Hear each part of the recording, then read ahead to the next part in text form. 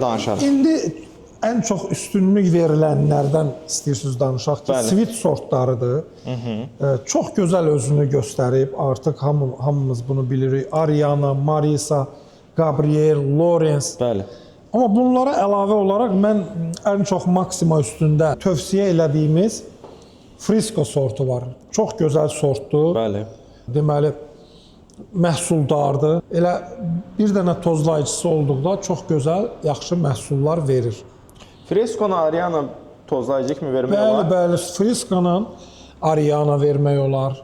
Fikir verirsinizmi? Əla. Sonra Frisco-dan Royal Tiago-da vermək olar. Frisco-dan Folfer-də vermək olar. Çox məhsuldar bağ olar. Fresco, mən müşahidələrim, bağlarda gezəndə görmüşəm ki, tozlanmasız belə əkmişdilər. Çox gözəl nəticə var idi. Sadəcə biraz çartdamağından bağbanlar şikayət elədi. O da kalsiumdan müəyyən olan məsələlərlə həll eləmək olar. O sonraki mövzuda əsas dəqiqə günün aktual mövzusu odur ki, gətirsin.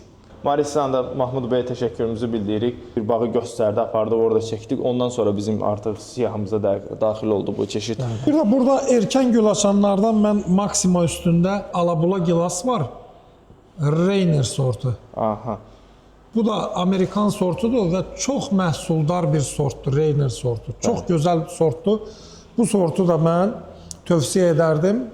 İndi alabula sorta çox meyl eləmirlər, amma çox məhsuldar sort. Rusiya bazarında özünün xüsusi tələbatı var ala sortların. Bəli. Yəni biz orada satış eləyəndə mən Həm fikir də verirəm. ala sortların briksi çox yüksək olur, şirin olur, bal kimi olur. Bəli, O da var. ona görə.